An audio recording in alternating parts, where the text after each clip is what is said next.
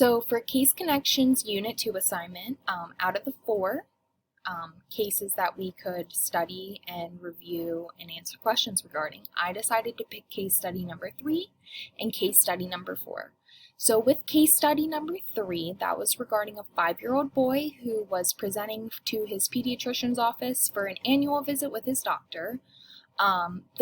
His mother had some complaints for the doctor. The child was having more frequent urination and an increased thirst, and he also appeared to be drowsy. So that was kind of concerning to the mother. So the doctor decided to do some blood workup, and they did laboratory testing on it. The one thing that they were testing for was the insulin levels in the serum. And during this, they did that in 2 steps. So they initially took a blood test when he first got there, and then they gave him a glucose loading test. And that's when the patient would drink like a syrupy drink to load them with a ton of sugar and see how the body reacts to that. And then 1 hour after drinking the substance, the patient would have another blood test drawn, and they would go from there with the results of that. So initially when the patient got there, his serum insulin levels were a 0.8. This is extremely concerning because the control for that is usually at a 6 with a difference of 2, which means it could go anywhere between 4 and 8. And this patient wasn't even above 1. So that's a big major concern right there. After the child received the glucose loading test, his levels for the serum insulin only went up to 5. And that's extremely 100%. That's concerning so much because usually you have a control of 40 with a difference of 11. So you could range anywhere from 28 up to 51. And this patient was only at 5. So that leads me to assume and confirm that I believe this child has type 1 diabetes and he's hyperglycemic. Based on his symptoms, he had polyuria, polydyspia. Polyuria is the frequent urination. Polydyspia is increased thirst. They all just lead me to believe that his cells aren't receiving enough glucose from the blood. It's because of him having insufficient levels of insulin within his body. That's the whole point of this. His insulin levels are extremely thrown off. This would then, in return, cause a buildup of glucose in the child's blood, which is a very bad thing to happen, and that needs to be managed and treated. So for question number 2, we were asked to predict what we thought the patient's fasted blood glucose levels would be given his current condition. I believe that they would be above normal range. This is because there is so much insulin within a low level of the body, and it's not helping the body to absorb the glucose into the blood. So then we were asked what 2 regulatory enzymes would be likely to be seen active in this patient's current condition. And since I believe he has type 1 diabetes, there would be a couple of different regulatory enzymes that play key factors into that, but I kind of stayed focusing on a couple. So being that glucose can't be absorbed in the blood, that is the primary source of energy for the body. The body can't rely solely on glucose as its main energy source, so in turn has a backup system of fats. In order to break down the fats, one regulatory enzyme needed would be glucagon. This enzyme helps to stimulate lipolysis. I always say things wrong, I'm sorry. Another big 2 key regulatory enzymes you would see in type 1 diabetes and hyperglycemia would be hexokinase and PFA, so phosphofructose kinase. I know I probably said that wrong too. It's my, how I pronounce things, it's weird. that hexokinase is initially one of the first steps to glycolysis, and fructokinase catalyzes that first step of hexokinase, and in return converts fructose 6 phosphate to fructose 1,6 biphosphate.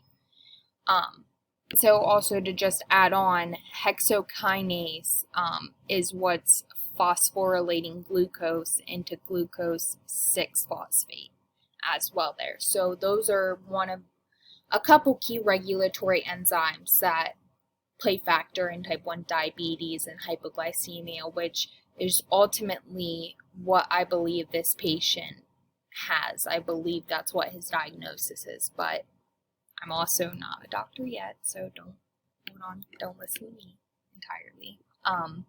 So for that concludes my case 3 assignment. For case 4, that was regarding a 2-month-old female who was having jittery spells every time she breastfed. She had never been given anything besides breast milk since birth.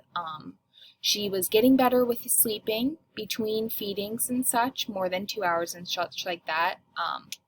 Her blood tests show signs of hypoglycemia, and when they gave her epinephrine, there was no increase in blood glucose, but there was an increase in blood lactate, which is a key thing that helped me to decide out of the 4 answers given what I believed that it would be.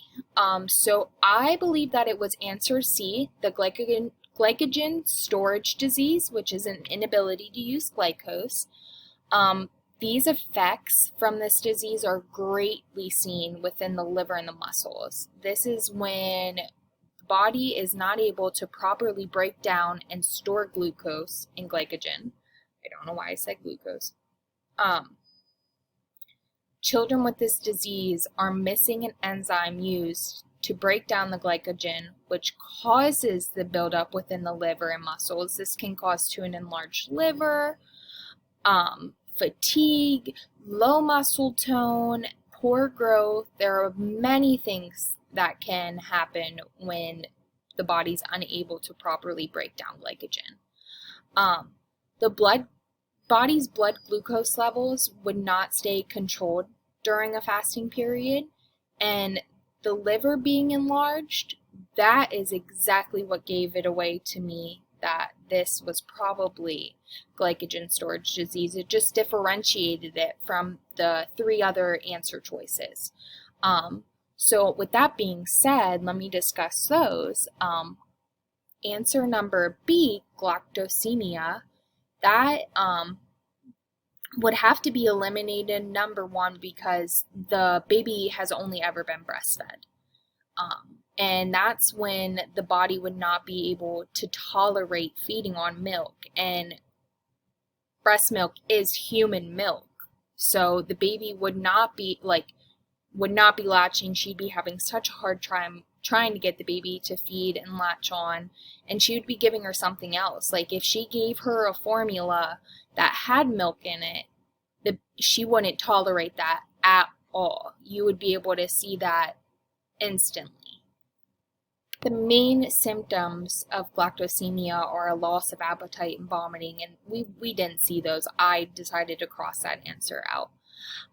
The next answer that was a potential choice was the hereditary fructose intolerance, and this would be when the baby's unable to tolerate the digestion of fructose. And although we have not seen or been told that the baby has done anything besides breastfeeding, it would be hard to justify that. But she would also have more signs of nausea, abdominal vomiting, a bunch of gas. She would be extremely tired. And like I said, she just would not be able to absorb certain nutrients within fructose at all. It would not be tolerated.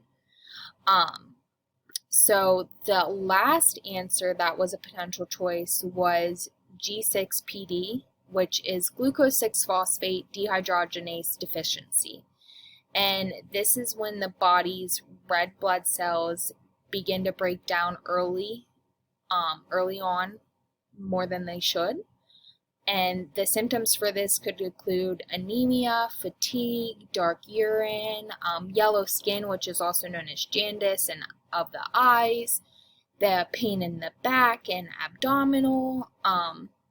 We didn't really see that a lot. I feel like the jaundice part of it and the yellowing of the skin and the dark urine, I feel like that would be a key factor of, hey, this is glucose 6 phosphate dehydrogenase deficiency. Like, I feel like that would eliminate other ones. These all just have such specific symptoms to this that I think this 2-year-old best exhibits symptoms resembling glycogen storage disease.